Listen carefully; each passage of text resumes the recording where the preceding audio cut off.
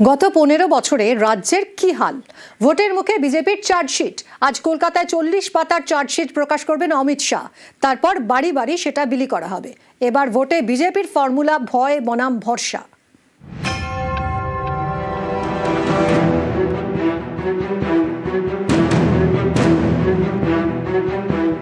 গত বছরের ডিসেম্বর বিধানসভা ভিত্তিক চার্জশিট প্রকাশ করেছিল বিজেপি। এবার ভোটের মুখে ফের বিজেপির চার্জশিট। শনিবার 40 পাতার চার্জশিট প্রকাশ করলেন অমিত শাহ। এই চার্জশিট বাড়ি বাড়ি বিলি করা হবে।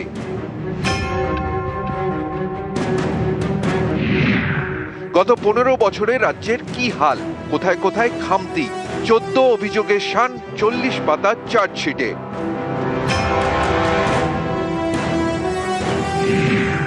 দুর্নীতি এবং কেলেঙ্কারি, প্রশাসনিক নৈরাজ্য এবং অপশাসন, আইন শৃঙ্খলার ধ্বংসস্তূপ, নারী নির্যাতন এবং নিরাপত্তাহীনতা, গণতন্ত্রের উপর হামলা, শিল্পের ধ্বংসস্তূপ, শিক্ষার সর্বনাশ, স্বাস্থ্য সংকট, কৃষি এবং কৃষকের দুর্দশা, বঙ্গ সংস্কৃতি ধ্বংস, উত্তরবঙ্গের বঞ্চনা, চা শ্রমিকদের দুর্দশা, কলকাতার বেহাল অবস্থা, রাঢ়বঙ্গ জুড়ে সিন্ডিকেট রাজ।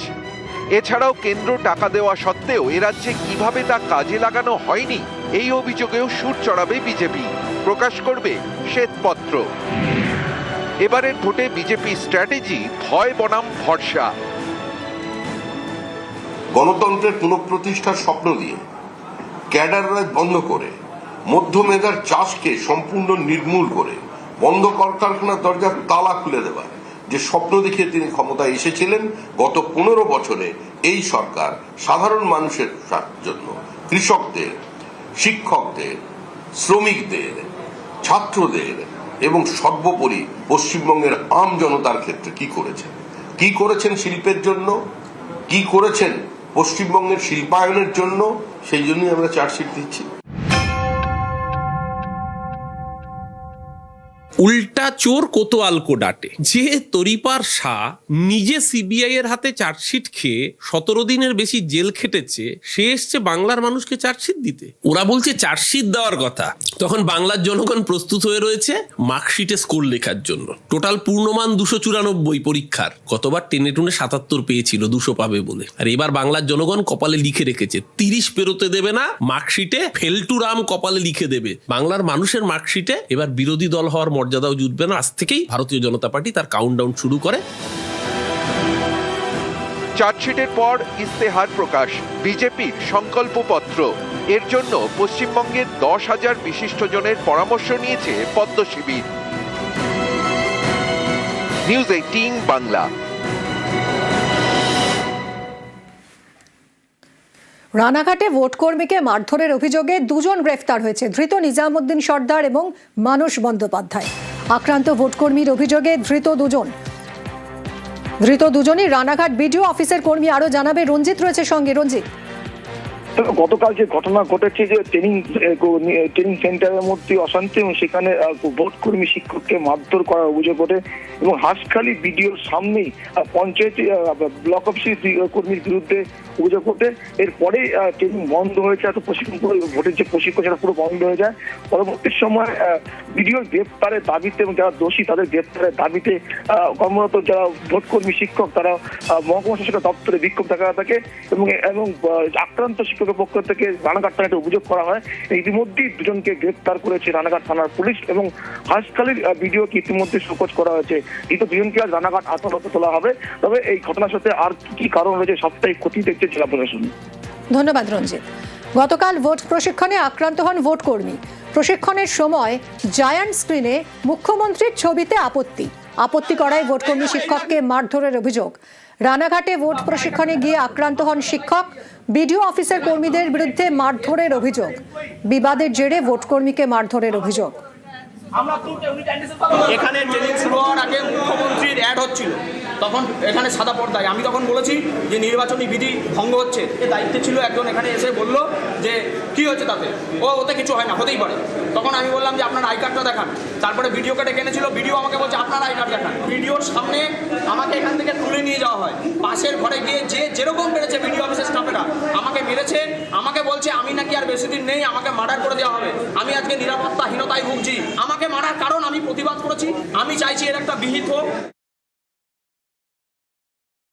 বলছে আই কার্ড দেখান, ওরা আই কার্ড দেখান। এবার সবসময় তো আমাদের কাছে আই কার্ড যে আমার কাছেও তো আই কার্ড নেই। আমার কাছে বলছেন আপনি কোথাকার ভিডিও, ঠিক আছে আপনার আই কার্ড দেখান। আমার কাছেও তো ধরুন আমি আই কার্ড নিয়ে বেরোই, ঠিক আছে আই কার্ড নিয়ে আমার কাছে নেই, আমাকে তো দেখাতে পারছি না। এই কথাতে কথায় দু কথা হয়েছে, হওয়ার পরে আমার যেটা ভিতরের কোনো ইয়েতে যখন মাস্টারমশাই গেছে তখন মনে হচ্ছে দুপক্ষের মধ্যে তাদের ছিল আমাদের কিছু স্টাফ, আমি এখন দেখছি কারা ছিল, আমারই যদি করে থাকে আমরা তার আগে সিস্টেম নেব। हायर्ड लैपटॉप था, ওখানে एक क्लिक बाय मिस्टेक क्लिक करेছেন करके, बट लेकिन ওটা পলিটিক্যাল एक image featuring the chief minister madam, ওনাদের ছবি হয়েছিল। But immediately after knowing it they have immediately responded, but in the meanwhile definitely one of few of the people objected. ওই objection হিসাবে হিটেড আর্গুমেন্ট হয়েছে। এই heated আর্গুমেন্টের এগেনস্টে जो कुछ एक्शन रिक्वायर्ड था वो सब কমপ্লিট করা হয়েছে। পুলিশ ওখানে গিয়েছে, এক এফআইআর ভি লাঞ্চ করেছে, দুজনের নামে এই এফআইআর হয়েছিল আমাদের অফিসার্স। আমরা বলেছি ওই প্রিন্সিপালস অনুসারে। আর এছাড়া পার্সনস যারা যারা ইনভলভ আছেন আমাদের তরফ থেকেও সাসপেনশনে আমরা রেখেছি। We've asked for a report from the DO. We've got a report from the DO, and police has filed a specific case also for assault and other sections of law, and investigation is going on. গত বৃহস্পতিবার BJP তৃণমূলের সংঘর্ষে রণক্ষেত্র চেহারা নেয় বাসন্তী বাজার। Police আক্রান্ত হয়, একদম মাটিতে ফেলে মারধর করা হয় পুলিশকে। আর এই ঘটনায় কড়া কমিশন, এর আগে ডিজির কাছে রিপোর্ট চেয়েছিল কমিশন। বিজেপির প্রচারে অশান্তিতে এবার বাসন্তীর আইসি বদল করলো। সব থানার ওসি এবং আইসিদের কড়া নির্দেশিকা কমিশনের। সোমরাজ রয়েছে সঙ্গে, আরো জানাবে সোমরাজ। সোমরাজের সঙ্গে আবার যোগাযোগ করছি। ইতিমধ্যে স্পর্শকাতর অঞ্চলে বাড়তি বাহিনী মোতায়েনের নির্দেশ।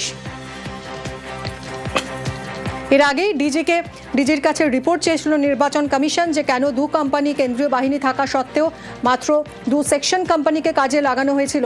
আর এবার আরো কড়া পদক্ষেপ নিল নির্বাচন কমিশন। সোমরাজ রয়েছে সঙ্গে, আরো জানাবে সোমরাজ। দেখো, বাসন্তীর ঘটনা নিয়ে কড়া মনোভাব নিয়েছে নির্বাচন কমিশন। বাসন্তীর ঘটনা নিয়ে গত পরশুই ডিজি থেকে রিপোর্ট চাওয়া হয়েছিল এবং সেখানে নির্বাচন কমিশন ক্ষোভ প্রকাশ করেছিল যে দু কোম্পানি কেন্দ্রীয় বাহিনী যেখানে রাখা আছে সেখানে দু সেকশন কেন ব্যবহার করা হলো।